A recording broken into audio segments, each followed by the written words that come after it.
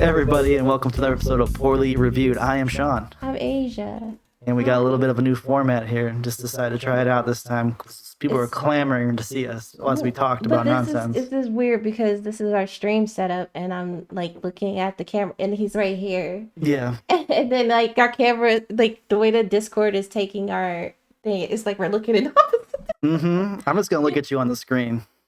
That's just to prevent any kind of Just pretend he's at another side of the house or something. Yeah. Pretend that's not the same bookshelf in the background. Yeah. I'm in some other side of the room, somewhere else, somewhere way far away. Illusion can't be broken. What did we do today, Asia? What did we do today? Oh, I don't know. Saw a movie. Movie? We went to the movies and saw Mortal Kombat.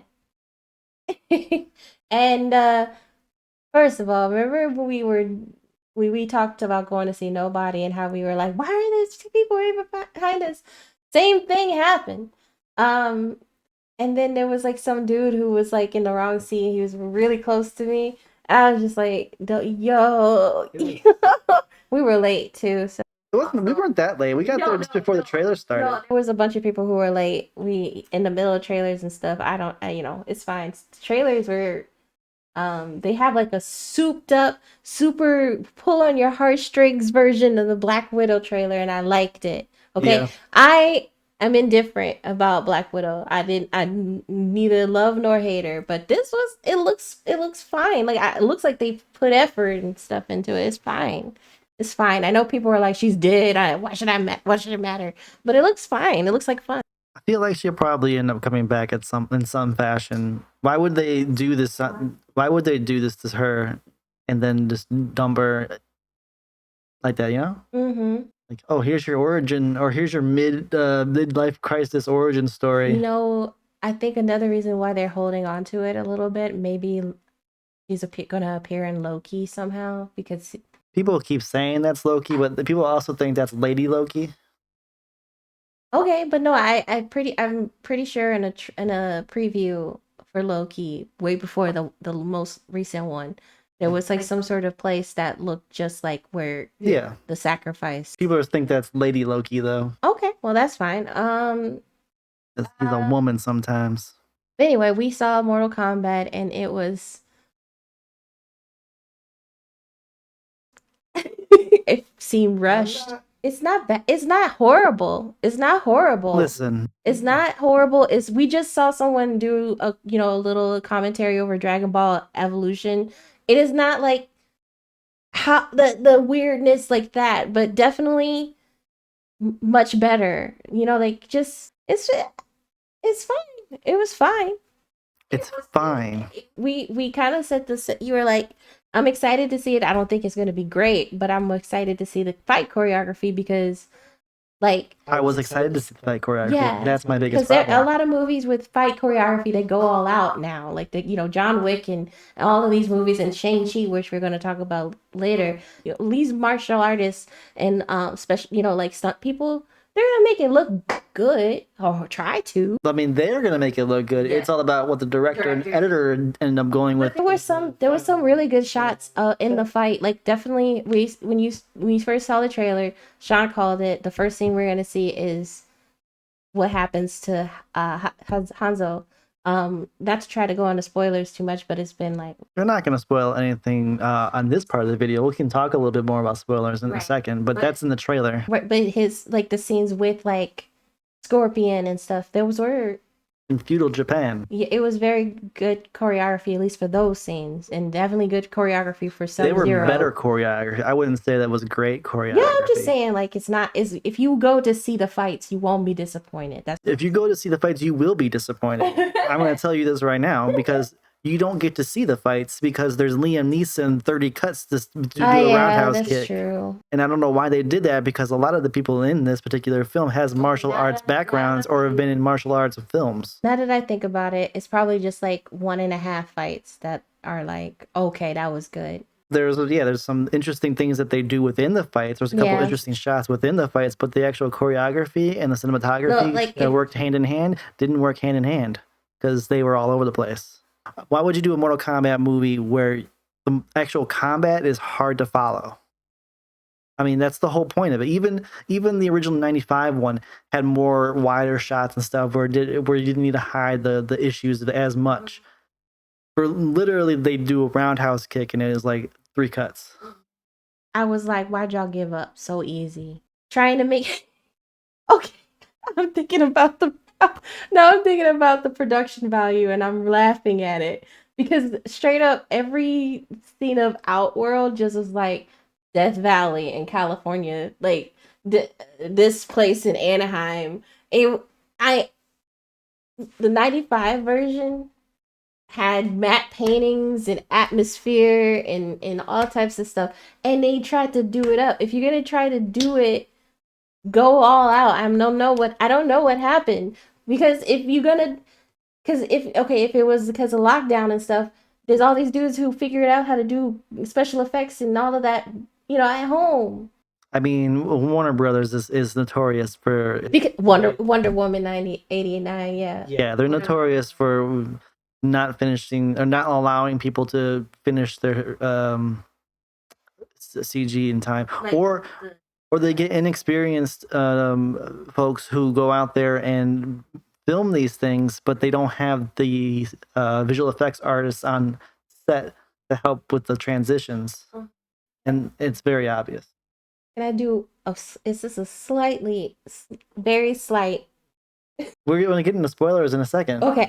Just hold on to it. I can't. I want to talk about it. Okay, go. Oh, I just want to talk about a couple of good things. Yes. Like the movie, it is what it is. Fine.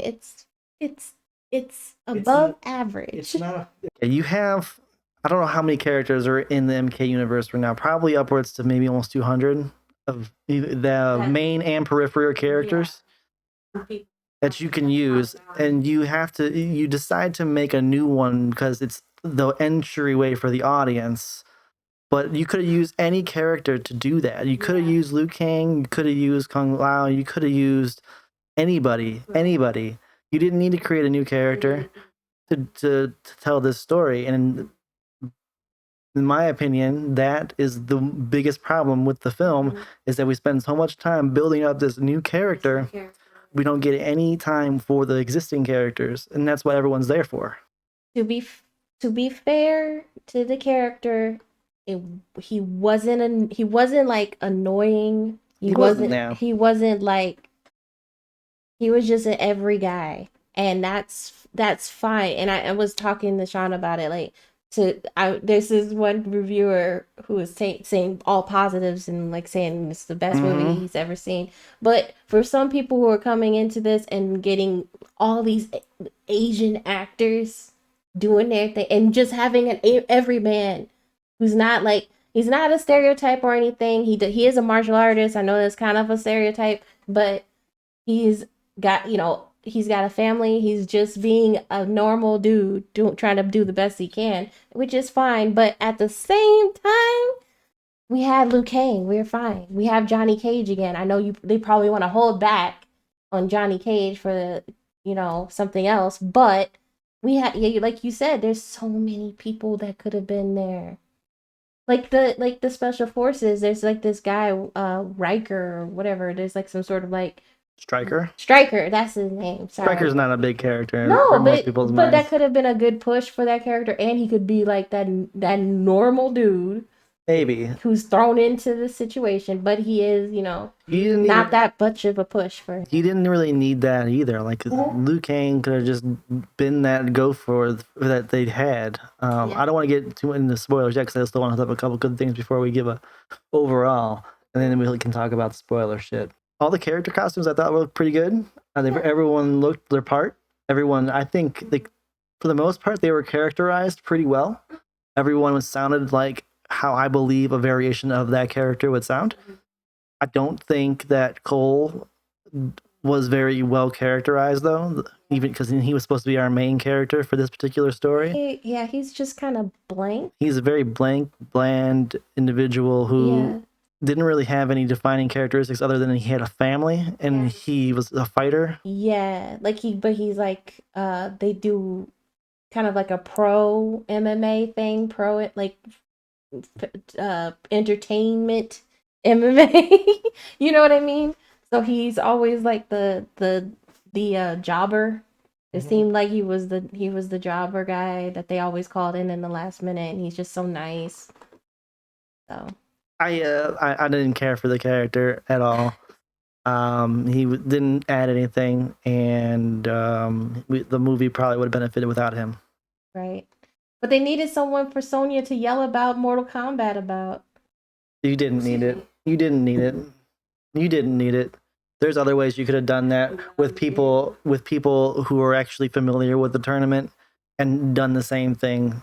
You didn't need the exposition dump. There was easier ways to do it.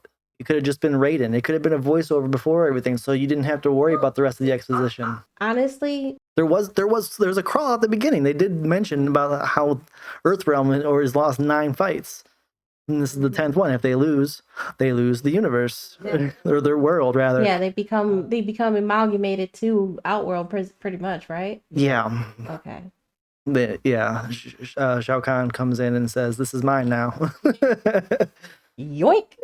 Let's just jump into it. Okay, we'll go into spoilers. Spoilers, everybody. Spoilers. Every place, every location, every Outworld was the most bare bones place in some desert in California, some floating rocks that they made real fast from some sort of old remember when they used to show Thanos just sitting on the floating rock throne talking shit like, you better do what I say, Lee Pace and Tom Hiddleston. Mm-hmm. They basically just took an offshoot concept of that for Shang Tsung. And if you were gonna try to do something like how they're doing for Space Jam, which is just all this is just a big nostalgia bomb, and you're bringing out Mortal Kombat for that, trying to get those people who are now older to bring their children, now older children with you to get the nostalgia. At least have some fanfare for every character that shows up. The only one that had decent fanfare was Liu Kang. No, Liu Kang didn't even have it. He walked in the sun. Huh? He walked in with the sun behind him. That one, and then no, not even Liu Kang really had a good one. The only one who had a good kind of Kung Lao? Kung Lao did, but he kind of showed up out of nowhere. Everyone showed up out of freaking nowhere. It's very coincidental. It's just hi Melina, hi Goro, hi what? Hi, I did like that they brought what's her name, winged lady. She doesn't get much love. She didn't get much love in this movie. No, either. she got the flawless victory on her ass. Fatality. Back to the locations, everything was so drab and desaturated. I don't know if they were trying to go for the Zack Snyder look, but it wasn't a good look.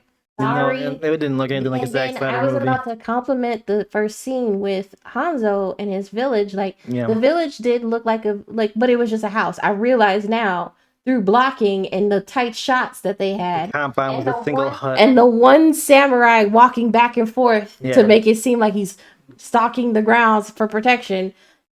That was, and he's just They built a cabin out in the woods and they mocked it up to look like an old Japanese compound. But it was literally the size of this room. Right. It was the diameter was a playground, and they did dig a little well that was literally a few miles away, and then Bihan was sitting right next to the forest preserve, which is also just a block away. So it's I know there's probably some issues with locations or whatever, but dang.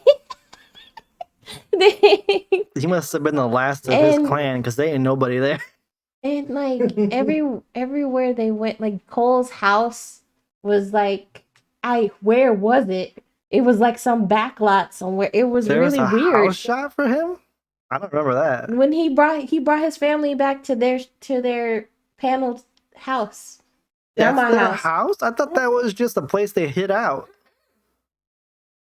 Because we go back and they pack up because all their stuff is there. Oh yeah. They lived there. Oh no. And they had two barns and no. But the thing was the barns were to block any flora, and then the fucking gravel was in front. It was a parking lot. Maybe they put some houses there for a backlot shots, and then out in the darkness was nothing. They Oh, like my. one little hazy street lamp, and then Goro emerges from the smoke. And Wow, you're jumping way ahead. I'm just saying, like the production value, and sets and everything. I was just like, I was so disappointed. They did some stuff like sets. They did some sets where they had some practical sets that were built on a stage and was very obvious. Yes. Like everything at the temple was on a stage. Oh my god, the temple! Like everything at the temple was a stage. They built all that. They obviously told the actors, when you come over this ledge, there's like a beautiful high mountain spiraling with all types of stuff and all of that. Because Sonya reacts like, oh my god, it's like the seventh wonder of the world. But it's rocks. There's rocks. And then they're like, the temple is here. And it's just caves upon caves. And I'm like, I'm coming right off of the games. The games make Outworld look alive. I mean, Outworld historically has always been supposed to be like a third world country / deserts. Mm-hmm. They just decided they didn't feel like doing the third world country portion of this. They live in a barren wasteland, and that's why they wanted to take over Earth. That's their whole gimmick. I just thought that Outworld is like the way that they portray it in the games. It looks like some sort of like Agrabah, but you know what I mean. But like, there's a lot of sand and dust and death. But there's societies. We got Goro. We got Goro Gang. Goro Gang, Goro Gang, Goro Gang, Goro Gang, Goro Gang, Goro Gang. And all types of stuff. Like, I don't know. It just seemed weird. It seemed weird. I didn't like the echo effect that they did. Everyone talked. The place was so barren. Everyone has a voice echo. Did you catch that? Yeah. Everyone's voice echoed. It wasn't just one the Shang-Chi. Who's apparently the ruler of Outworld in this particular or Grand Vizier. We don't something like that. But I thought it was Shao Kahn. But I mean, Shao Kahn Shao Kahn is a leader, but also Shang Tsung has always been the person that's like his point man to go do the dirty work for him. Sure, yeah, he has. They wanted to end all the tournament. They wanted to end the tournament before it can even kill all the combatants before it could ever be a thing. Into it, Let's talk about what's the whole situation. First and foremost, just that, man. They have a movie called Mortal Kombat, but there's actually no Mortal Kombat tournament. It's all to get people enticed for the real deal thing. Just like kind of like how we were expecting Kong Skull Island to be like just a movie to hype up the eventual Godzilla versus Kong, and low key it was, but it was decent. That's the same feeling I have for Mortal Kombat, this version. It is all just a hype up to the actual Mortal Kombat, they'll be like Mortal Kombat exhilaration or something. Exhilaration. Or, whatever. Just, some sort of colon this, whatever. Can we talk about Sonya Blade's whole character development? No, not yet. We're still talking about the stuff that we okayed. Hanzo's scene, my favorite part. Hanzo was great. Too much. I'm sad that it showed so much of it in the trailer, but I mean, you don't see anything with Bi-Han in the trailer, so I guess that's okay. But yeah. I mean, anyone who's familiar with it would have enjoyed what they did. They could have done more. To tell that particular part of the story, but they didn't. That's fine, I guess. But like I said, anyone who's familiar with that particular lore between Scorpion and Bi-Han Sub-Zero is going to enjoy that particular scene. They did that as, I want to say, very true. From, like, I have limited, I didn't grow up with it. It was like my sister's thing and some of my friends' thing. I was a Tekken person, so I know much of the lore of Tekken, but through watching you play, and all of the other stuff that's been betraying Mortal Kombat, I was like, okay, this seems beat for beat almost. Yeah, the only thing different is a third child. Third child, yeah. Or I'm sorry, not a third child. A second child. Third person. There's 4 people in this family, and 2 children, and one is a literal toddler, or no, infant, yeah. But she's not allowed to throw around. Why an infant? As soon as I saw that infant, I knew what was going to happen. There's Cole's great great grandmama. Yeah, pretty much. This is exactly what happens. Great great great grandmama, because So Cole is the has lineage to Hanzo Hasashi, Scorpion, and there's a what's it called? Prophecy. There's a prophecy that Hanzo Hasashi's bloodline will reemerge and will bring the end to the rule of Outworld. Right. So they're making Scorpion first and foremost the superhero. Yes, the hero.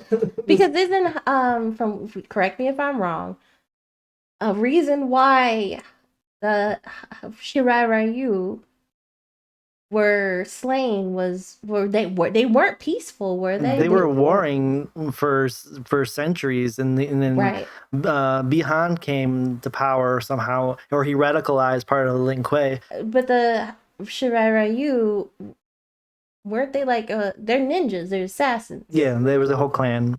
And so they're pretty much, I'm not saying that ninjas are bad, I'm not saying ninjas are bad, okay? I'm saying that they're gray. They weren't necessarily the good guys, right? From what I understand. Right. Okay.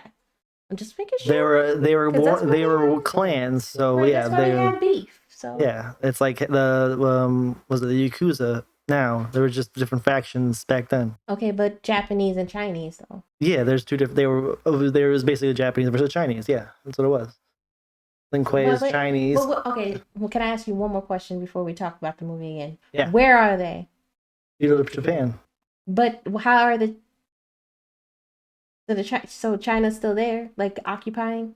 I guess in this particular world. Or are we in Pangea?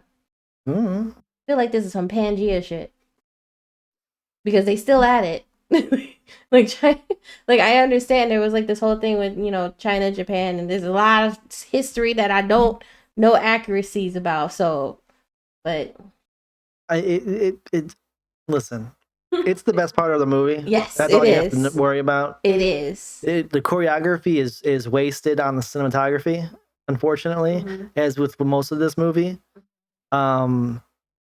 But what we got from the characters and what we got for the action, it told that particular story very well. Yeah, I agree. I definitely was like, okay, this is the best live action version of it. Everything after that, though, can go to hell. Yeah, after that, it was just like, woo! Yeah, we jump, was it from 1917, was it? Or was it 1717? It was... Oh, I thought it was said 1617. 1617? I'm pretty sure. Today. Current day. Current year. Uh-huh. It is current year. And Cole Young is a MMA sports entertainment man. Okay. Well, he used to be good, according to Jax. He took a title off some dude back in the day. He's like, that was a long time ago. Well, you look 27. Yeah. Long time ago where? He's like a young dad. Like this guy, he has a full... I thought from the trailers that little girl was going to be his little sister, who always is in his corner. Yeah. Because, he got a deadbeat dad, deadbeat mom who always just strung out. Yep. And he has to go fight, and she's always there. So they wanted him to be more wholesome. He has a young, pretty wife who can't stand to watch him fight. And she's a nurse too. Yes. She was wearing scrubs, so she's a nurse. Nurse time. But focus camera. Focus. There it goes. There you go. So yeah, he's a fighter, and he's not. He gets paid to take the falls. Like they call him last minute. Yes, they do. No, he's just always he's always up for a fight. So he's not jobbing out. Oh well, you know what? He's just not past on the roster. Yeah, he's past his prime. The 27-year-old is past his prime. So he's just he loses a lot. Or he gives up. Yeah, he just doesn't want to have that fire in his heart no more. Yeah, he doesn't have that fire in his heart and his mind, like you said. Yeah. And that's when Jack shows up. He's just like, hey, where'd you get that birthmark? Yeah, Jax showed up out of nowhere like he was going to proposition him. Everyone just kind of shows up where the other person needs to be. No fanfare. There's like he walks into the gym where they're having the fight, Like, we know who this guy is. Like, if you don't know anything about Mortal Kombat, This is so weird. Just a handsome black man opens the door. That's it. That's all. No, it's literally like you're Cole. Hang on, you're Cole.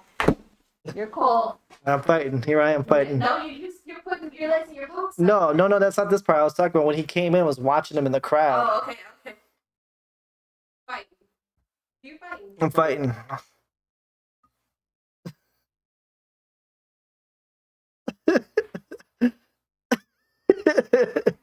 He didn't pay no admission. He didn't get no popcorn seat. He just slid right in front of somebody. This guy paid for his seat. He paid, the dude in behind him paid for his seat. He just said, "Whoop, I'm here now." Yeah, he watches the fight. Cole loses because he's not good enough yet, but he'll get there. He'll get there. This is his arc. But I thought you were talking about... He's not a good fighter, and then he becomes a good fighter. I thought you were talking about when he just walks up to him, lacing up his... Yeah, I was going to get there. He's just like, "What's up, baby?" Yeah. He's like, where'd you get that marking on your chest? "I saw your titty." He's like, "Who?" And the daughter's just like, "It's a birthmark. He's always had it." And he's like, "Can I see it?" And he's like, "Check out my titty." Oh my goodness. He's just like, there's some people made a joke about, what's his name? Dean. Whenever he would show his little "I'm special" mark. Like, that's a warding mark, so he can't be possessed by a demon. Okay. Just so you know. Okay, whatever. Sam is all like, and then Dean is like, he starts to the navel and works his way up. Cole is just like, "Well, here you go." They were flirting. It looked like it, but we find out that Jax has a similar brand on him, and it's an invitation to the tournament. And this is my least favorite part of the movie. It really doesn't make any sense. I mean, the logical sense of it. There's other facets of this that I don't care for, but this whole sequence, they get this marking normally if you have.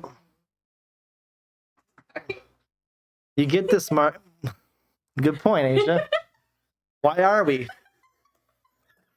Because we're professionals. We're professionals. Oh my god, my hair. Okay, go on. So people get this marking, either they're born with it because it's not Maybelline, or they kill somebody to get it. And when they get the marking, they're able to unlock their arcane abilities. So they're F1. Or not the F1, sorry. They're 4 down. They're 4 down X. They can unlock their alt. They can hit Q. They can hit Q. Thank you. Why did I say F1? I don't know. It's like I've never played a video game before. This is a good thing we saw that video about Dragon Ball Evolution, because they were trying to put all these powers and things that Goku can do into one little neat bow. Yeah. And it didn't make any fucking sense. Yeah. And the same thing doesn't like. Yeah. It's just Raiden finds fighters who are worthy to all Raiden do is have to go up to you, Sean. You're worthy. You're worthy. Come on. It's simple.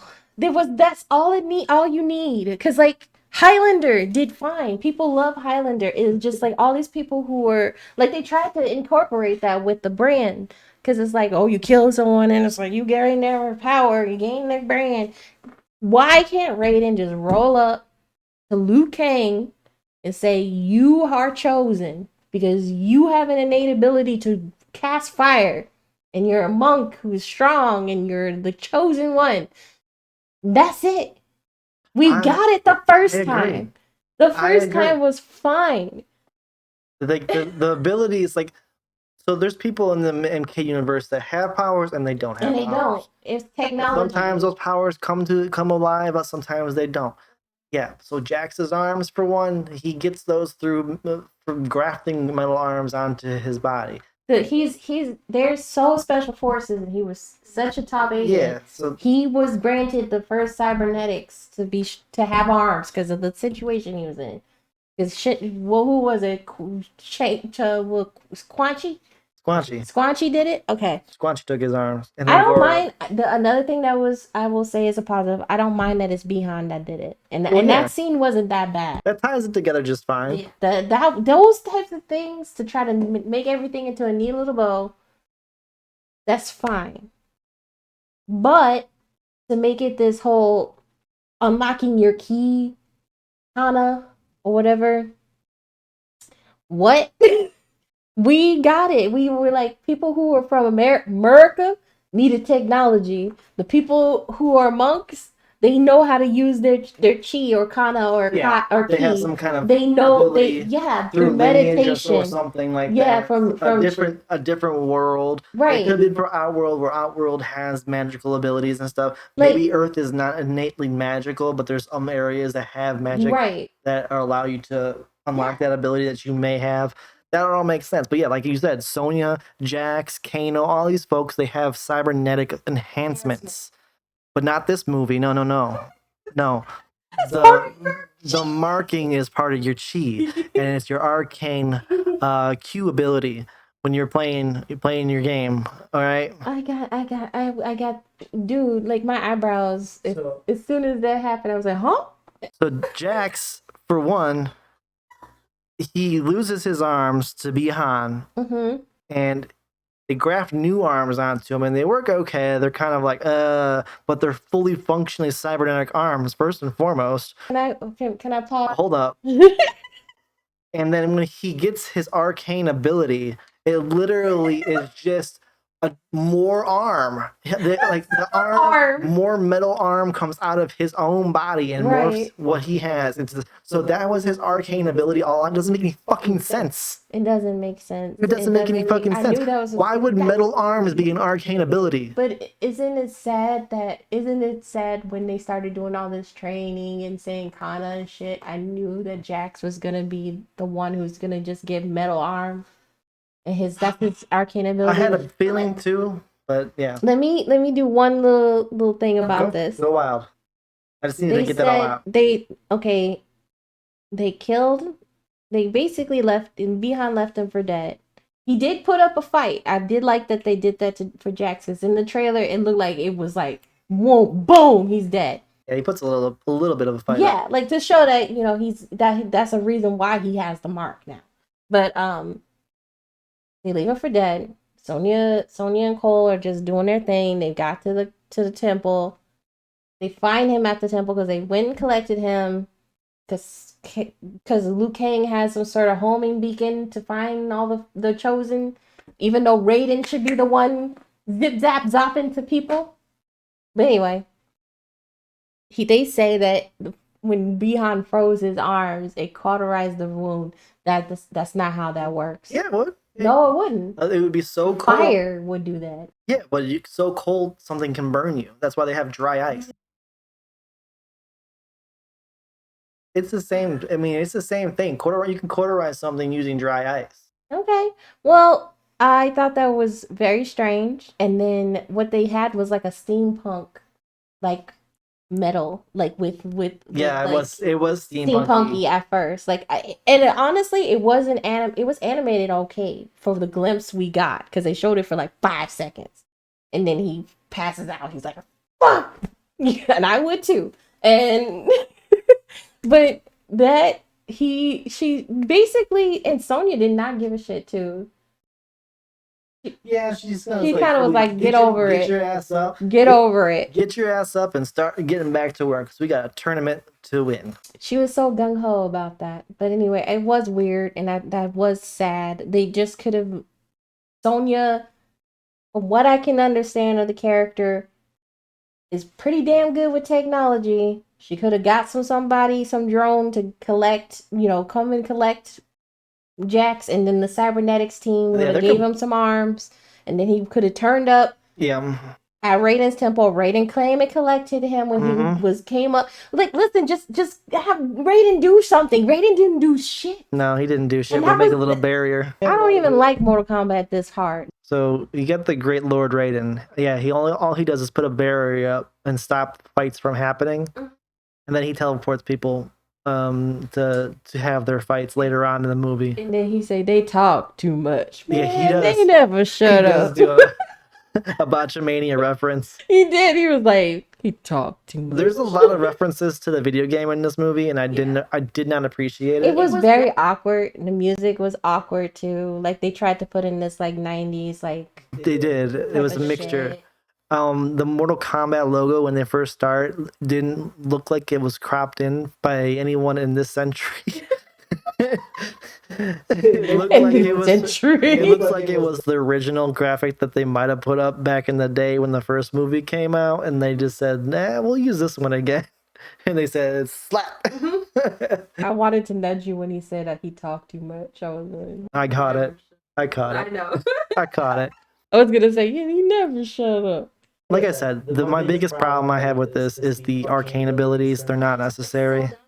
It's Some so people can have unnecessary. power, some people don't. You don't need to That's have all a you reason have to for it. say. That's all you have to say. Like all the people who are from the special forces have special cybernetics that help them to fight in more to in the other realms, and that's what their whole thing is specifically for this purpose. Yeah, And like, that's all we need to know.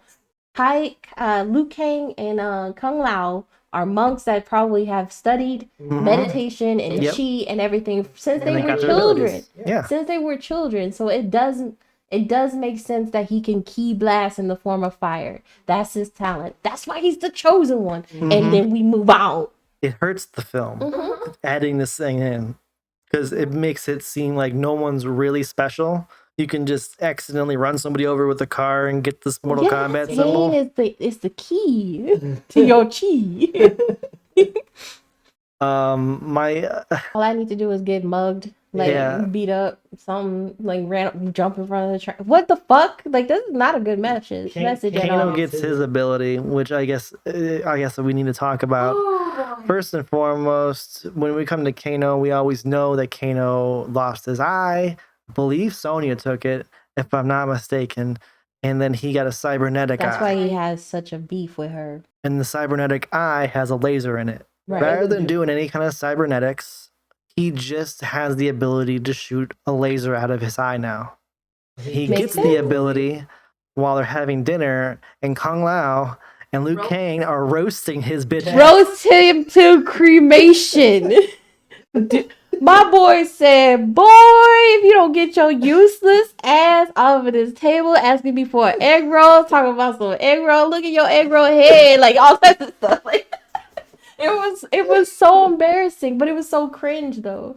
It wasn't with that type of energy. It was like, your breath stink and you're not smart. It's like it was bad. It was not good. It was very much like a kid telling you like, I bet you don't smell good. You don't wash your butt. Ha ha ha ha. You stinky butt. Ha ha ha. It was like that energy. Also, another reason, why would you trust this man when anger is the thing that initiates his ability?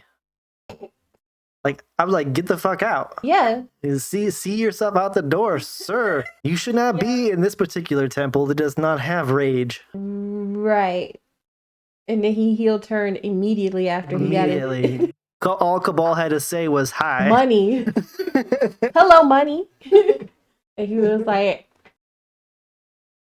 how much we talking? I knew it was gonna happen. I called the Kano swap that he was gonna betray them in some fashion, but it was lame. It was lame. Did they take the voice actor for Cabal? Because it was pretty spot on. They might have. Yeah, because Cabal sounded like Cabal. He did.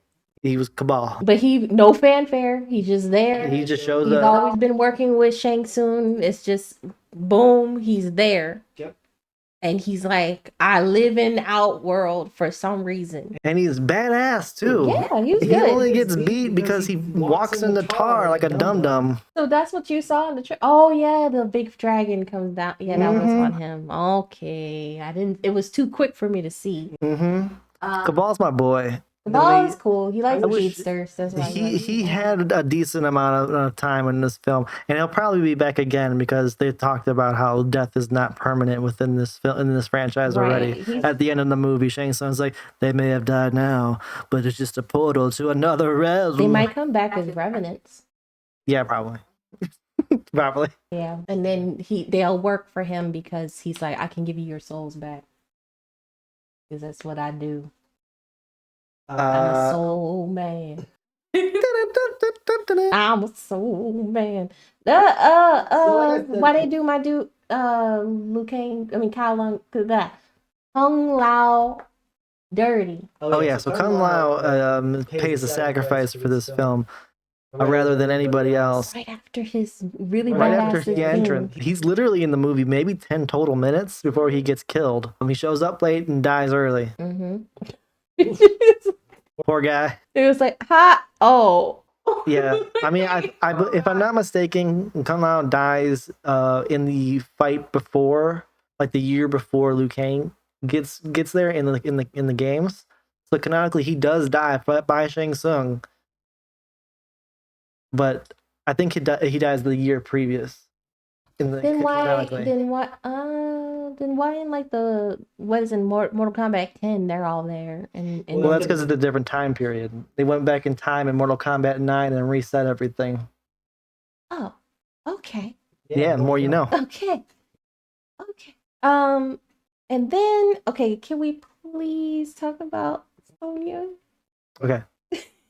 Okay, Sonya's characterization, like the actress seemed like they talked like Sonya. She talks just like Sonya. That's great. And she seemed tough, but her whole thing is that she wants to feel important, the special. She's obsessed with Mortal Kombat, and she wants to find it seems like she's a fangirl though. Her character trait throughout the games is that she wants to prove herself as being more than just a woman. So she always looking to prove herself no matter what. And this is another way for her to prove herself. And the fact that she does not have the invitation to Mortal Kombat is like, I want it. Angry Ms. Girl. Wait, I could do it actually. There you go. You have to be the dad patting her like, it's okay. It's okay. This is towards the end of the film, by the way, when she gets her thing. The movie, oh my gosh. It's so weird. The movie ends before the tournament even starts. Yep. And that's what really threw me. Because, like, when's the tournament starting? When's the tournament starting? No, not this movie. No. Get ready for the franchise. It edged us. See you next episode, guys. I forgot what I was even saying. I got so distracted that they didn't even have a tournament. We're just talking about Sonya. I just thought it was weird that was like she was being teased about. She gets her ability at the very end of the. And it's just her arm blasters, which is a practical thing that they do in the games. It's a practical thing. And then the story mode is it messes you up. They had to take it from her in the game. Remember? Yeah, they confiscate her shit in the game. Yeah, to make it harder for her to get, she could get killed. Like I don't. Jax's arms just regenerate on his own, even though they're metal. I mean, nothing makes sense. Kano's eyes, he just gets the ability. There's no cybernetic enhancement. It's the Spider-Man curse where he had the fucking web fluid in his arm the whole time. That was disgusting. He had a sphincter. Yeah, his sphincter was always full. He just needed to drink milk and it will just replenish. It doesn't make sense to add this particular thing in there. It's just a way to get around the fact that you don't want to try to explain cybernetics. I don't understand how are you gonna explain Hollywood's obsession with making everything a genetic ability. They're trying to make superheroes. Genetic or some sort of natural thing. It doesn't need to be. They want everyone to be superheroes now. Warner Brothers is just like, we already have the laser eye asset, so we can just do that. We don't need to put cybernetics on us. And I'm pretty sure they have the cybernetic thing in the trailer. He doesn't have it here.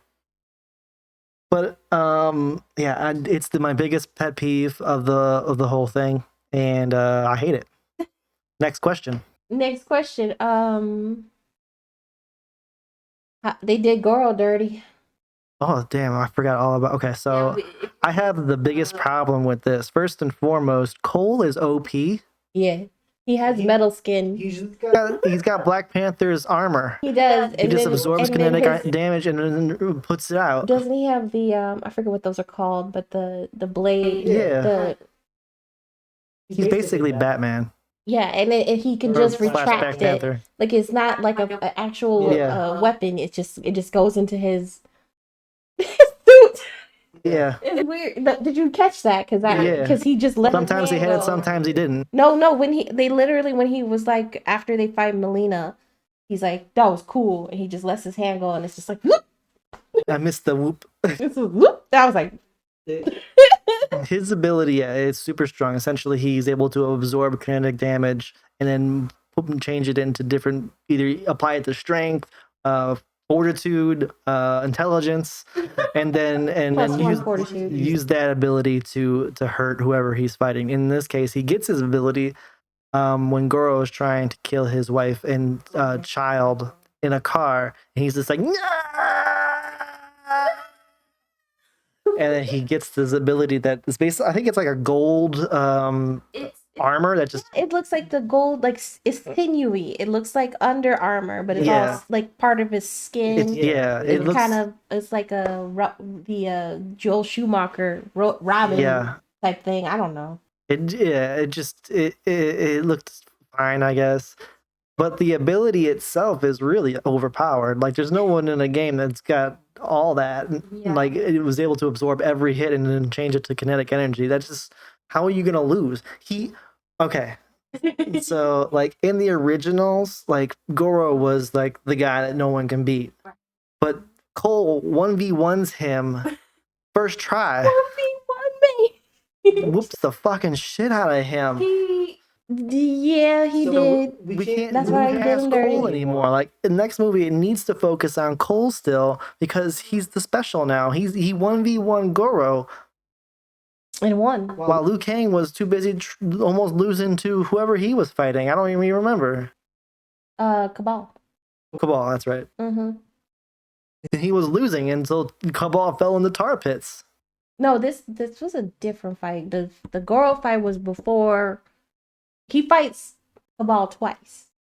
So This is that fight. no, because there's a fight where he's like, I have to go back, and that's after fighting Goro. Oh, wait, yeah, you're right. And then they have the thing where we That's when they fight together. figure out a plan, which is fine for the character where he's like, okay, we need to strategize. Yeah, so That's fine. Cole fights Melina. Liu Kang fights Cabal again. Sonya takes on Kano. and then Jax takes on General what's his dick? You mean Rika. Rictus from Mad Max? Because that's Rictus from Mad Max. Then around the same time, Kung Lao gets his soul sucked right out of his body, and it is Cabal says he loves it when he sees the soul suck. He likes that soul suck scream. He likes that sound that they make just before their And he just soul like, leaves their "Bam." body, and then nobody decides to interrupt the attack. No, Cook Law just looks. He's like, They stop him. No, Cole stops Liu Kang Yeah, he from does. interrupting the attack. but he does. Liu Kang low key does run up, kind of stops. Like, what the fuck? And then he kind of runs up, and then Cole stops him. Yeah. It's really bad. that's your brother. Drop kick that motherfucker. Yeah, exactly. Throw a fireball. But he did the flutter kick thing. He did the flutter kick. Yeah, Cabal's ass. Cabal is my favorite. I love that man. He's beautiful. He got the bicycle kick in his face, Yeah, he did. and he got burnt up by what is that, Onaga? It don't matter. He's dead now, or at least He crispy. He extra crispy. he might come back. He's gonna be coming back as a revenant, and he's gonna be a bitter revenant for sure. They're obviously gonna bring back Noob since Bihan died here. I do like the addition of it was like a smoky effect for him to kind of That was allude just to that. the teleportation. What that looked like. It was okay. There's times, okay, there's some special effects that I was like, what the fuck? First of all, the fire dragon was terrible. It looked like something out of a PS. There was a worse shot, I could tell you. What I think we're thinking of the same thing. No, we're not. So in the opening scene, the Hanzo Sashi taking back his compound, he's fighting off like 5 dudes at once, and he grabs one with his blade thingy that he fires at somebody, pulls him close and clotheslines him. That clothesline looks like absolute shit because it's comped in. Is a kunai. I know that stuff because I'm a weeb. And that's what you get when you try to force out a movie before the CG is finished, or you don't have the visual effects artists on set to supervise so they can light the shot correctly and get reference. You push something out, you're gonna get shit. I mean, that's the whole thing. I mean, Warner Brothers puts a date on something before they release it, and they don't even think about going anywhere else. That's the whole reason why BVS did what happened with that. The whole reason why Wonder Woman 84 happened. I mean, it still had green screen in everyone's glasses and reflections in Wonder Woman. and you had time to fix that by like a year, and WB didn't go back and fix that either. So I mean, they just don't care. They don't care. They're all about the bottom dollar, but they don't care about the product. They don't care. What else happened in this movie? I remember when we drove away and we were really quiet, and I said, "Do you want to talk about something?" But you like, "No." I really did. I It was was so the guttural. most visceral no I've ever heard. It's more you were like fucking Michael Scott when Toby came back. I did. No, I did. no, It God, was not- please, no. I'm gonna tell you, it wasn't intentional. It came out of me because it From needed the heart. to. It came out from the heart. I did not want to talk about it yet. It was too raw. Did Liu Kang allude to some dude trying to molest him? I think he did. I think he did. Why? We didn't get enough time with him because we were too busy focusing on Cole. Why did Raiden like is okay? Raiden, they're trying to make him like this tough love papa, but why did he go out his way to save Hanzo's offspring? And it's just like, I'm gonna sit back in the cut and not train you or collect any of these people. Just why didn't they just do what the movie, like the games have always done? Like, Yeah. they made it simple. People do understand it. It's not like we're trying to adapt some sort of, I don't know, Final Fantasy video game. We not to say like it's not possible. It's just that in the lore of certain video games, I get people are like, "Oh, this is freaking confusing. It's hard to put this into a movie." But literally, a god of thunder who's supposed to be a protector of Earth will collect people who are worthy. They did it in the 90s. They could have did it again. Why didn't they do it again? I'm sorry. I went on a whole like I just can't get past that part. And he was just sitting back in the cut. He had like 5 lines. Yeah, he did not do as much as Raiden should be doing. He should be doing long soliloquies about how life is precious and shit like that. Liu Kang is going around teaching people like he's basically took over for Lord Raiden's lines. Liu Kang gets so shortchanged in this film. Yeah. The protector of the one true king. The chosen Simba. The chosen one gets the shortest change in this film, besides Kung Lao, who's only in it for 10 minutes. It focuses mostly around Kano. Yeah, like Kano. Kano has more to do in this movie than Liu Kang. He has more of an arc than Liu Kang. He has more screen time than most of the characters. He's got the most screen. He has almost the amount of screen time as Cole. Almost. I could swear to God. He might have more. Swear to God, because we have a scene with there's him with freaking Cabal, him being the fight with the lizard, the random lizard. Reptile. That was Reptile? That's Reptile, or at least part of his clan. That's part of the Reptilian clan. With Reptile Man. The whole I know where the lightning temple is, the thunder temple is. Yeah. Everything's coincidence. Like he's a line in every scene. The only reason this movie progresses is because Kano gets us there. Right. And it just happens that he found this place a while ago. Right. And he's just like, oh yeah, I saw that place way back. Otherwise, we'd still be sitting around the fucking RV table with Sonya, Jax, and Cole saying, what do we do next? And where do we find the place? Fucking stupid. Yeah. Why did you do a film where everything's a coincidence and where there's characters who are gods? You could just tell people to go do things. You could teleport them anywhere, but yet you do this weird fucking journey bullshit. Jesus Christ, just use the characters you already have. Build them up more so it becomes more mainstream. You don't need to introduce a new character to the mainstream. Focus on Liu Kang. Liu Kang is the third favorite character in his own game. He's the chosen one. Not even. There might be more characters in front of Liu Kang, to be honest with you, but Scorpion and Sub Zero are top two. Johnny Cage might be above Liu Kang at this point. So focus on what you got before you decide you want to do something else. And they didn't. They just said we're going all in on Cole Young. I don't have much more to say. I think we. I do have something else to say. I'm sorry. Go ahead. So Goro. Goro Gang. I was pumped to see Goro. I was fine with the CGI. The original animatronic suit version they did does not hold up. I mean, it is a technical achievement, yes, by people who did it, but it does not hold up to something that you can realistically use. It looks like Rawhead Rex. Like they both.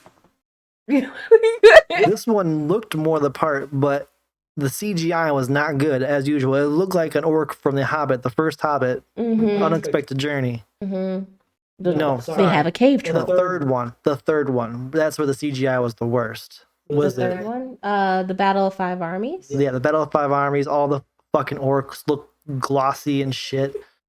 Glossy and shit. That's what the Goro looked like. He looked like an off-brand orc with like 2 extra arms. Yeah. And his mouth didn't match the words that he was saying. He said words. He did. He had a couple of lines, and the voice does not match the lips. And he's always growling and roaring. That moment when you realize Goro had lines, because I did not hear him say shit besides "rar." He said something like, "This is where the your line ends," or some shit like that. He didn't. Yeah, but he said it like he didn't say the actual words unless it was in a different language and it was comped into English. Wait, was there subtitles? No. Okay, then he said it in English. He didn't say anything. He did not say a damn thing. He said growl. He did do that a lot. But he had him by the neck at one point. He said something real close to him. It was some bullshit comment, and he said, "This is where you," and he choke slams him into the ground. Bruh? Yeah. Yeah, I don't think the actual fight was choreographed very well. Oh no, it was all in the dark. The CGI was not good because they were trying to hide the bad effects of it. That's why they made it night. The lips did not match, which threw me off. Even when the roars, he was roaring and his mouth was closed. It was like, ah. No, it was like this, like, ah. I'll make the noise and you do open your mouth. That's what it's gonna look like. Ah.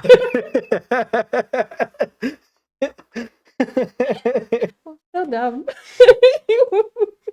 We're so dumb. We're like, what? Are they like this all the time? Yes. Yes. Yes, we is. We're giggly little kids. And everyone else gets shortchanged in this film besides Kano and Cole Young. Liu Kang only gets like 10 minutes of screen time. Kung Lao gets maybe 10 if he's lucky. Melina gets 3 minutes. Yeah.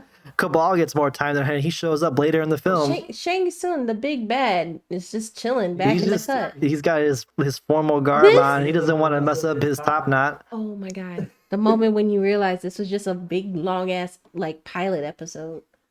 That's all it was. That's what actually, now that you say that. It's just a pilot episode is a good way to describe this. Pilot episode because it felt like how they would treat a Game of Thrones filler episode, like where nothing is happening because they're just people sitting back in the cut talking, and talking about what you need to do for the long night or whatever. Fuck. I remember when I was watching the trailer, I was hyped for it. Yeah, only because it's time for a new adaptation. The characters are still interesting regardless of the characterization is fine, definitely. Well, I mean, some of the I would say Cole's is inconsistent. Oh yeah, no, I'm talking about the characters we care about, like from Mortal Kombat, whoever the fuck. No, I'm not talking about Cole Young. I'm talking about these guys that they chose to be these characters fit. Yeah. And that I mean, Raiden maybe not so much because he didn't say shit. He fit to most part. I mean, like we said earlier, he doesn't do anything. He doesn't act like the most current iteration of Raiden, so it's kind of off-putting. Okay, yeah, okay, fair. I mean, Raiden kind of, he went plumb crazy in the last game, so he's not the favorite right now, so it doesn't matter. But yeah, everyone else is, I think, yeah, like you said, they're characterized well. They're acting could vary per scene. There could be various reasons for that. The actual look of all the characters, you could tell that character is that character just by looking at them. Costumes are good. Sets were terrible. Costumes were good though. Sets were obviously they had a lot to do on sound stages, and they just comped in stuff through green screen. Most desaturated, listless, and it could be anywhere Outworld I've ever seen. Well, like we said, most of this movie literally takes place in Raiden's temple. Like the last fight sequence is entirely in Raiden's temple. And then we just revisit locations we've been to before. Previously, I think we go to a total of maybe 6 places throughout the entire film, maybe 7 if you include the trailer.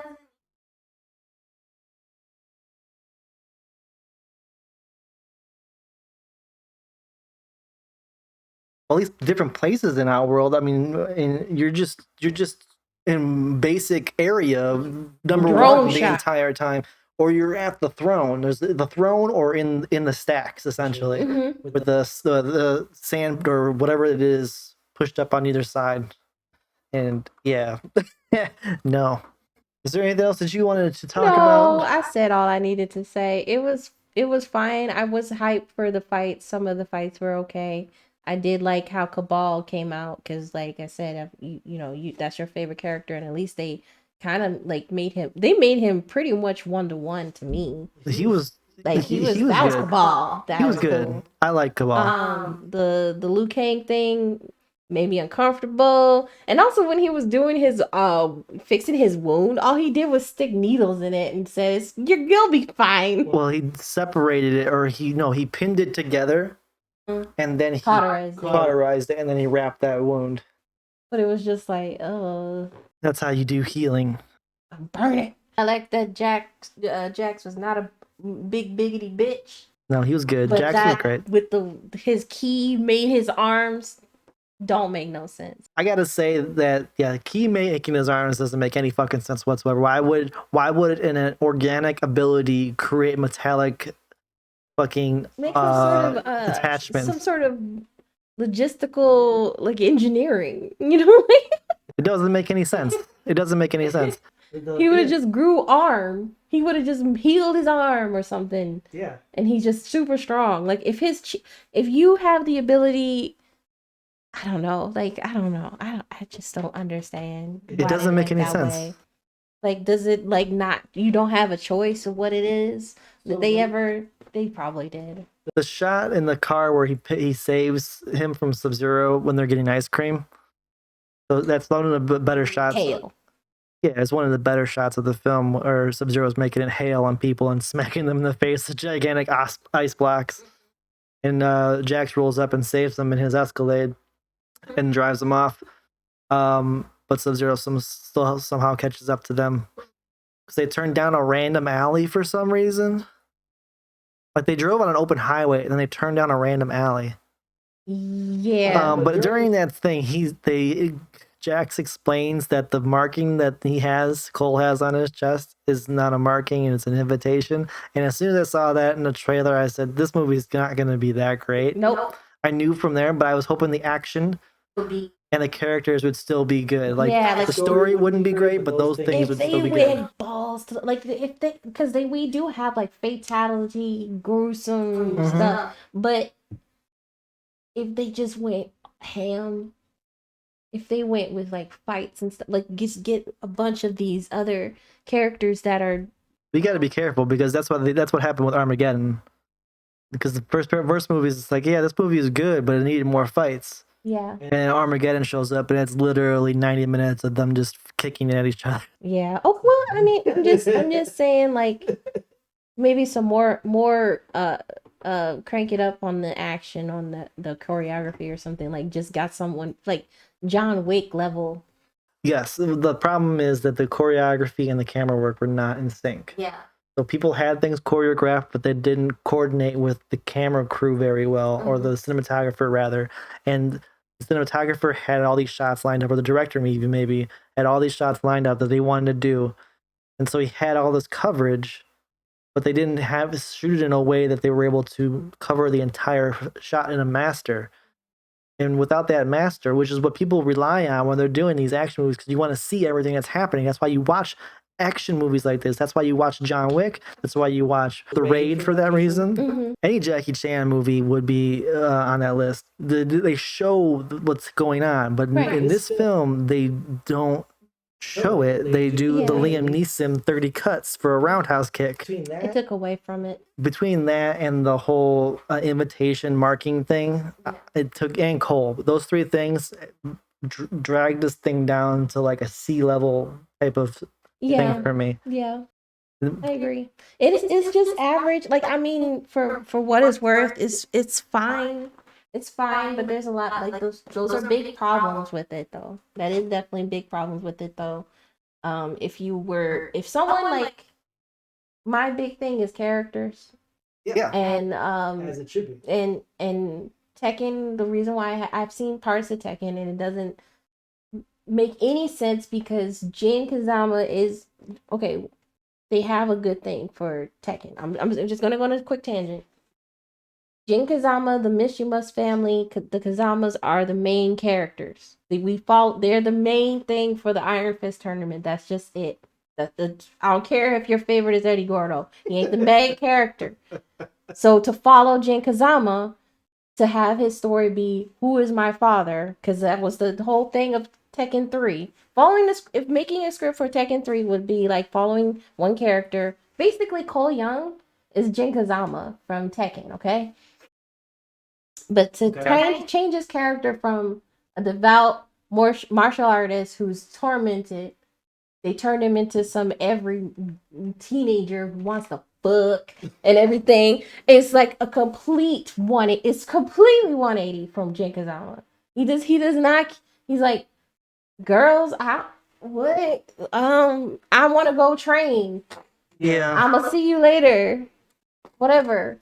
Like, I'm out here trying to kill my own dad. Like, stuff like that. And it's just like all the characterization was completely 180, weird, hot mess. DOA, all of this stuff. So if you come in from movies that have done the fighting games multiple times and like been burnt by how the characters have been like completely ripped to shreds, you won't feel that way with Mortal Kombat. You won't feel that the characters are completely different, completely like not true to them at all. They're all I can say is a definite okay is that the characters are true to the character. Yeah, and that's a problem. That's like for people who like fighting games and really like the characters from those fighting games. That is a big like problem that movies don't understand to not mess with.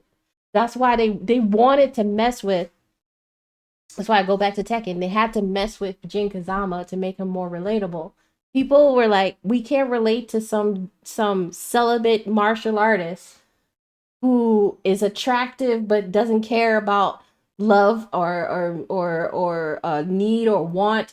His ambition is to be the king of the Iron Fist tournament and avenge his mom. Ain't nobody got that type of pain out here. So what we gonna do? Let's make him every kid who's in high school who likes to fight. He likes girls. For some reason, he likes some girl who's supposed to be from Brazil.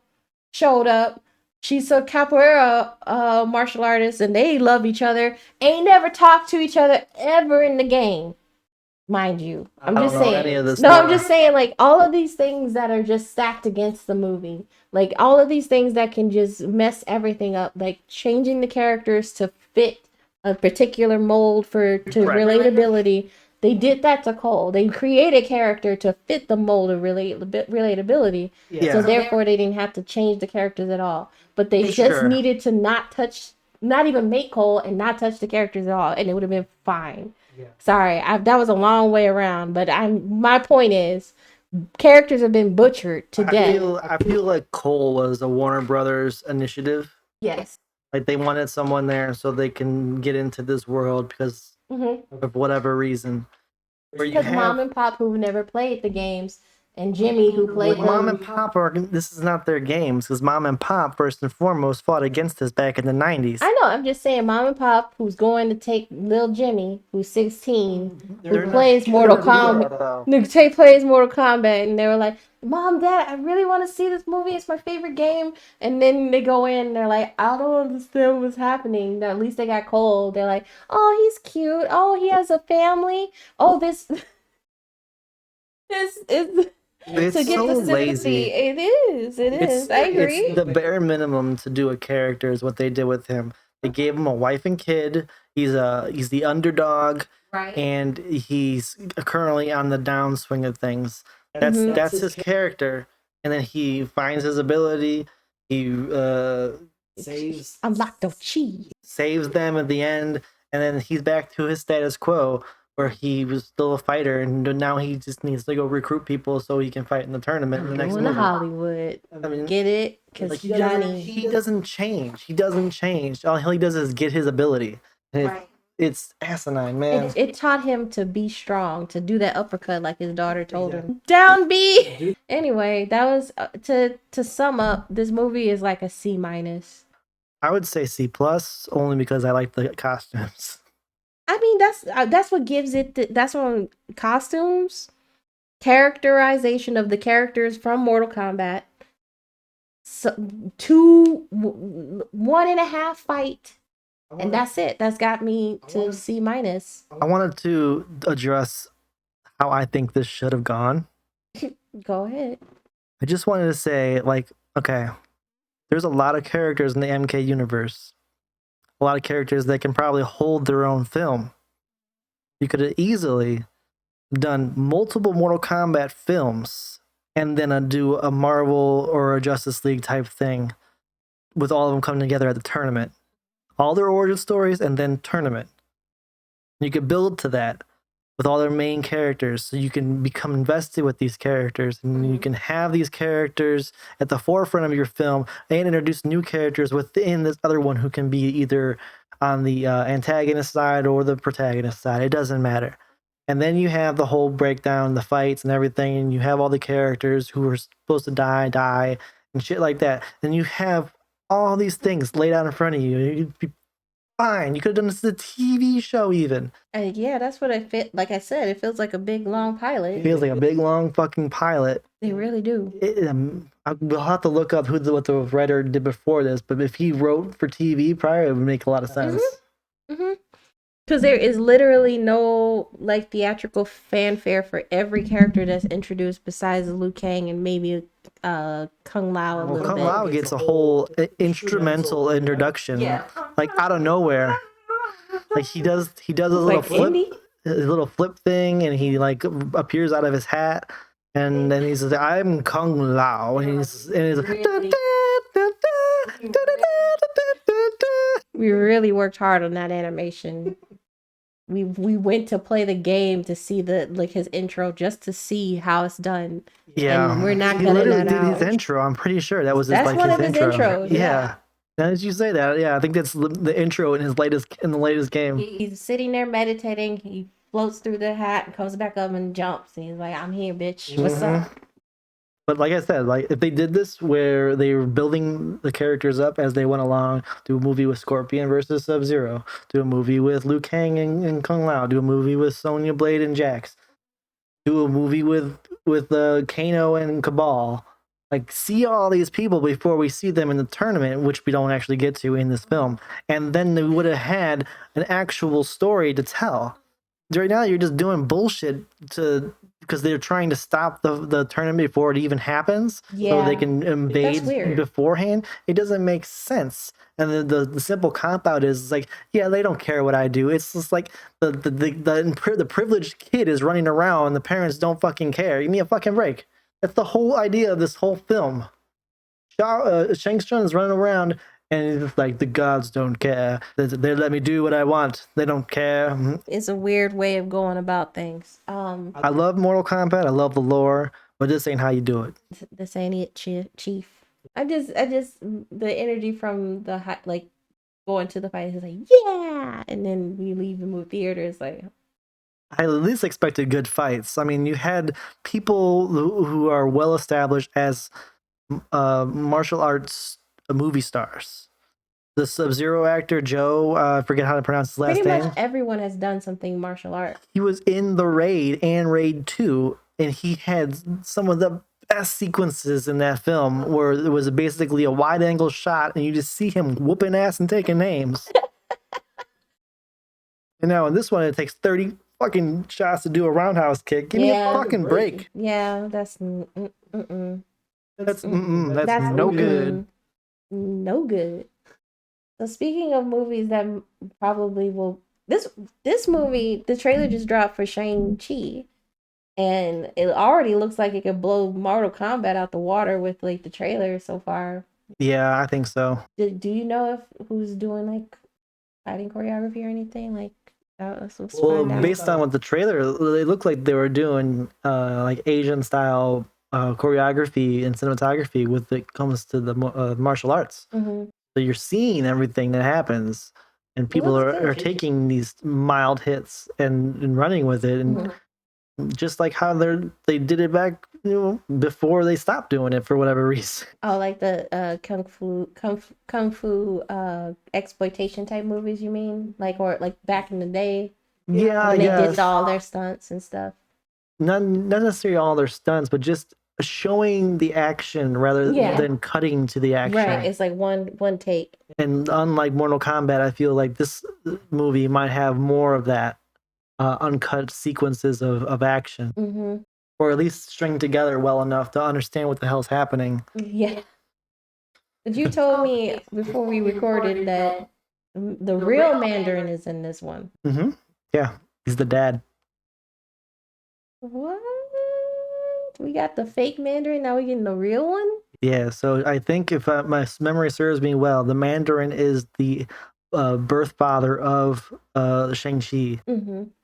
And yeah, that's the whole conflict. Essentially, he hates his dad, and his dad hates him, and I'll kill you. And his dad has the 10 rings. That's why he runs the 10 rings. Yeah, and the rings aren't rings. They're like they're cybernetic enhancement bracelets that he runs up his forearm. That's cool. Magic. Maybe some of it's magic. Because I thought the Mandarin has 10 rings for like all types of magical powers. Yeah, and you can activate them at his will. Right. So it's probably magic. It's more like mixing with the Doctor Strange type of thing. Based on what I saw, it looked like it was a cybernetic type of thing. And he's the only one that has it. I think it might be kind of like the mystic magic. There might be some mysticism in it. Yeah. That'd be cool. That'd be cool. The overall trailer, I mean, I thought it was really I mean, it made me want to see it. Yeah. But so did Mortal Kombat trailer, and that because it hurt my feelings. It tugged on your heartstrings. You got emotionally manipulated, so you don't have to take that. Yeah, I don't need to take that shit. So this Who do you think you are? This one is actually showing you that it could be good. The other one was like, you miss me, don't you? The whole fight thing on the bus that he does in that thing was just like, this is nobody but with martial arts. But the whole thing looks interesting. Yeah, like I wonder if they're gonna try to incorporate anything from the larger MCU, or if it's gonna try to stay focused on this particular story. I mean, they probably will give it. They will probably focus on his story. That's the only way to do it. I wonder if they're gonna try to I feel maybe they might talk about the blip. Yeah. That might be the extent that we get with the larger MCU. Yeah, because that's gonna be. I think that's definitely gonna be a running through line for a while. It might be like, because his son looks like he kind of ran away, right? And then because he's a bitch dad. Now you are, since the blip, it's important that you must take your place in the circle of life. Like you know what I'm saying, like as a rationalization. So did you see any of the poor criticisms of Awkwafina in this trailer? No. She's the comic relief essentially, but also the love interest, right? I think she might also be the love interest, but right now she's just listed as the comic relief in my brain. And she's driving the bus. She's doing this old Sandra Bullock speed thing. That's basically what they're doing. Yeah. Um, and she's basically acting like how Sandra Bullock acts in that movie. And it's fine. I didn't have a problem with it, but everyone is complaining that because Aquafina came up with a trying to portray like a urban. Okay. Okay. I'm gonna take over from here. Okay, so the problem is, I didn't think we would get into race right now. Well, I mean, everyone's talking about it. It's just that because I understand why people are uncomfortable with Aquafina because she kind of capitalized on, talking black or urban and trying to, it basically, this is trope, right? This is trope, yeah. Within like some sort of like Why'd you have an accent for a because second? I wanted to do this thing, yeah. That Asian American actors do this like ebonics urban thing to get attention. There's a lot of things with Korean pop and R&B and hip hop is all just taking from black culture and capitalizing on it, and also in the same breath having a problem with black people. And a lot of that is like, she got popular off of taking from black culture. And Crazy Rich Asians, everyone was like doing this ebonic stuff, and it's just like, are we a punchline? Are we just some sort of tool to get popular? Because a lot of pop artists and actors do that. They act all edgy, and then they calm down once they're in the public light. So there's a lot. It's a lot going on. I see a pattern because it happens a lot. But I have no problems with Aquafina as an actress. She seems very talented. Yes. So that's all I was trying to get at. Yeah. So I'm just saying, like, But I'm glad that you broke it down for everybody. Like, I know that we made a comment before about how people were going too hard on like the whole Winter Soldier disarm thing and how people look too hard into this. And I could say the same thing about the Aquafina thing, but at the same time, there is this pattern where non-black people act all urban and like all down and black and everything. And once they start to get popular, they're like, oh, I don't even listen to rap or hip hop. I don't talk like that no more. I wasn't trying to, I was just being myself and being silly and everything like that. It's like you adopt this like blackness for popularity, and I can see how that could have a negative habit. effect on people. Yeah. Yeah, and it's not like she's not popular or like talented or anything. I have no qualms with people saying like she is talented. She is, but it is a problem. That's all I'm saying. If that makes sense. Yes. But it could be, people are getting in their emotions too much, and maybe because she grew up where she grew up, she does talk like that. But it is a pattern that people just drop that all of a sudden. That's understandable. Yeah. I understand. But I'm not sure why that would affect her acting abilities within the confines of the movie. Right. Like you said. Yeah, but it's just on principle. Lots of people do things on principle. They're going to say, people go out and say, I'm not watching or going to go see Shang-Chi because she did this, did X, Y, Z. But she works with black people. Like, I mean, she was in, what was that, the Ocean's 14 or whatever, Ocean's 9 or whatever, I don't know, or Ocean's 10, one of the two. I think it was Ocean's 9, like, or Ocean's 8 with Rihanna and stuff like that, and they didn't seem like they have any beef, whatever, whatever. It's just, it doesn't seem like she is malicious, but it's just definitely like same thing with Justin Timberlake. Like, he would do like all this, like he was R&B hip hop shit, like doing Timberlake. He was following trends, yeah. Yeah, he was. Oh, I'm with Timberland, and I'm down with it. Like all black band, and all of a sudden, I want to go back to my roots. I want to be country now. It was like, okay, oh, so the hip hop and everything, and black people benefit you for so long. Okay, it's just very irksome because it's like, I'm white, so appropriation is not something I experience. It's a simulation. It's just frustrating because it's, people want to have the culture and hate black people at the same time. It's like, choose, whatever. It's like, what are you doing? Pick a lane. Exactly. But I'm see Shang-Chi because I am a Disney simp, Marvel simp anyway. This movie looks like But it looks good. It's a refresh on. He feels like he's gonna be the new Tony Stark. Yeah. Unless they try, they kind of push that with Spider-Man a little bit, right? They might, but I just feel like since he's the first new character that we're introduced to with his own film in a long time. Usually people are With introduced no leg up from prior, any introduced prior, like like you said, Spider-Man was introduced in Civil War as well as Black Panther and Thor. I think the last movie they did where they introduced somebody straight up was Thor. Everyone else has been introduced through other films and other properties. Yep. So having him be first and foremost an Asian-centric story is just fantastic.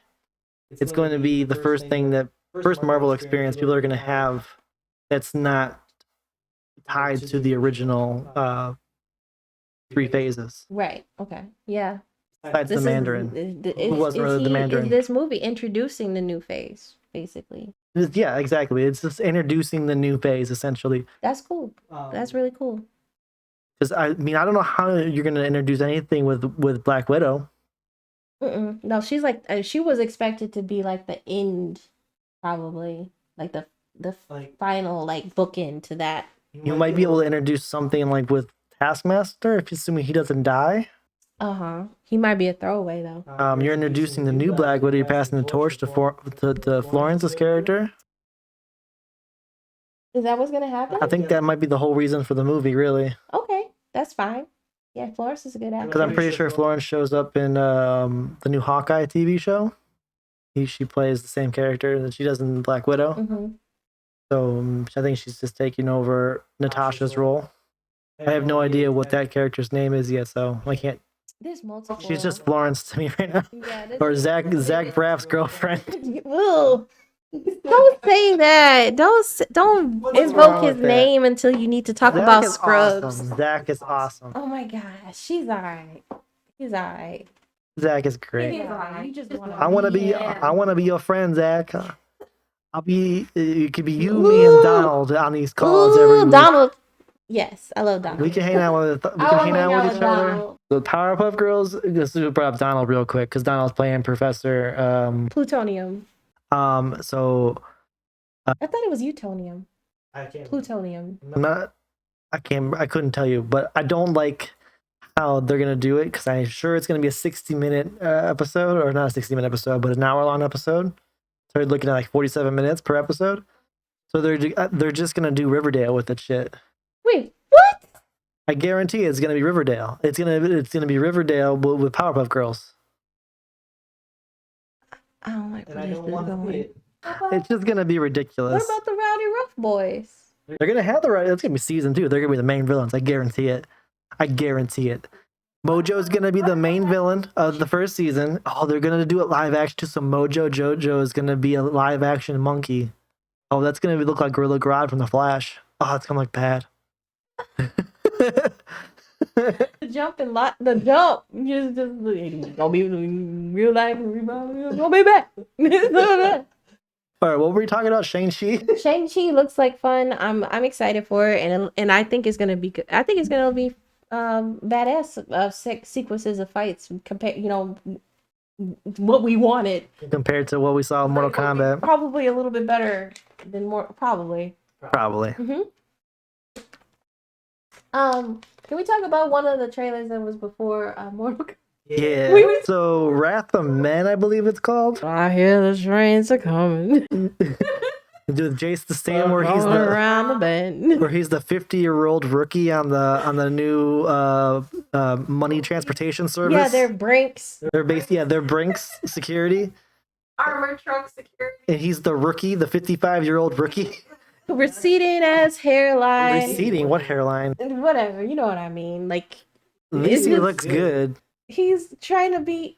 He's on the rookie team with the chief that's his same age. I have to look up Jason Statham. I want to know He's how like old 40 he is. something. I'm pretty sure 48. Like I think we looked it up before, and I was like, oh shoot. And his wife is the girl is Splendid from Mad Max. Yes.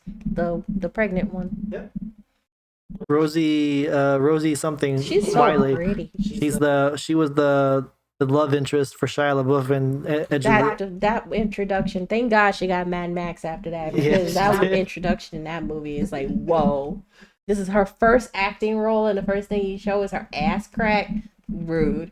That's rude. That's disgusting. He's 53 years old.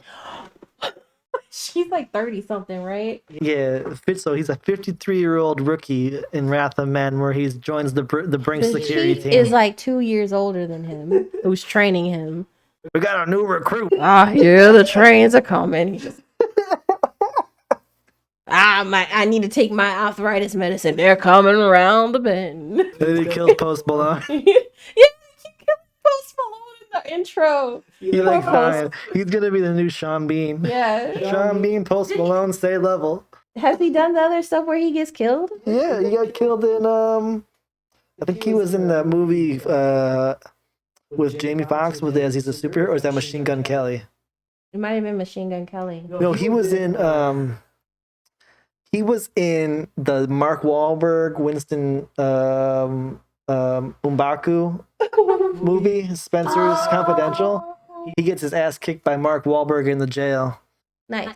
I don't think he dies though. You just twist it up. I'm just imagining a twisted up like Post Malone just. Yeah, Marky marked. Oh my god. Anyway, yeah, it's just funny every time it shows up. Like, I'm just like, whenever we see Jason Statham, no offense, man, if you like him, but it's just he always has the same expression. He acts the same in every movie. And when this trailer came up, it's like from Guy Ritchie, and he's just like, it's the same Guy Ritchie character he plays in a lot of his movies. this is his expression all the time. Do I look like I have a problem? Yeah, he's got two characters. He's got the bumbling hitman, and then the stoic hitman.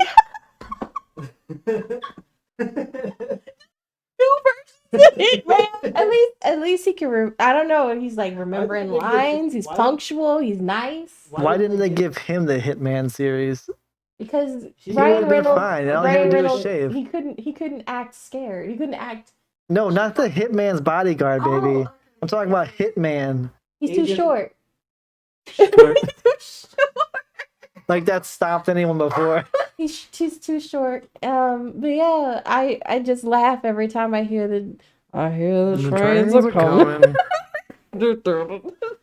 I'll say this: around the bend. It looks kind of fun. It does. It does. I'm not mad at it. Fun at it because it's Jason Statham every time. He just like turn around. This is my first day. It looks like any movie that you've seen before.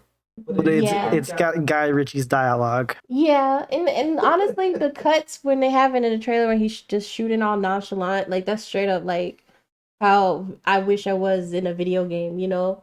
Just so cold-blooded with it. It's pretty cool. It's pretty cool. I'm not mad at it. It's just so funny. It looks interesting. Like there's like his character itself is interesting, but if he didn't always just have the same face, it would be great. I think Jason's a good actor.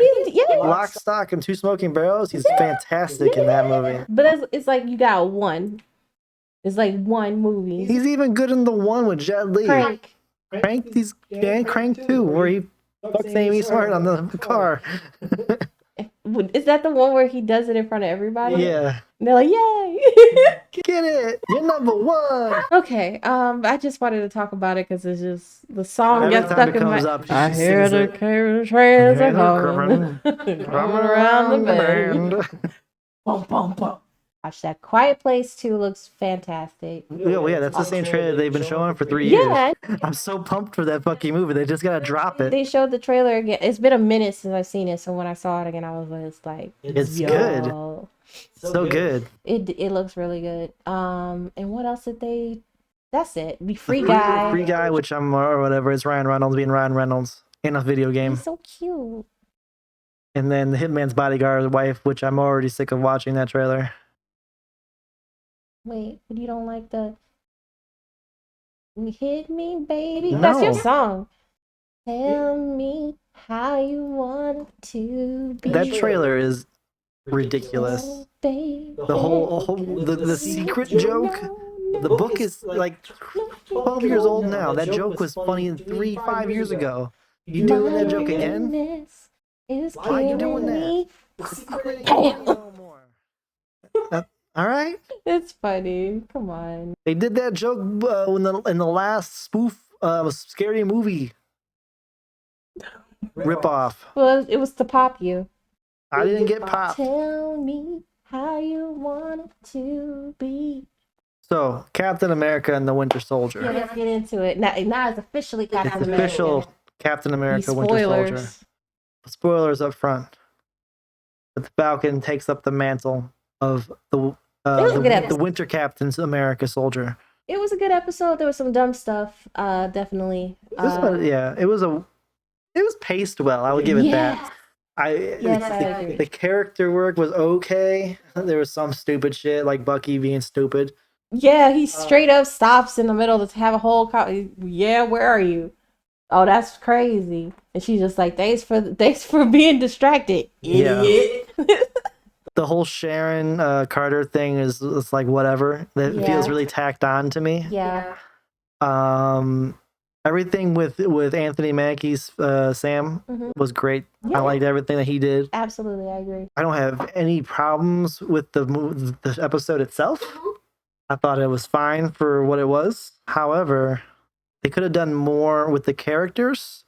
It seems like they focused so much on the characters. Last episode, it's like, you know what? We don't have to do that again. We already did our job.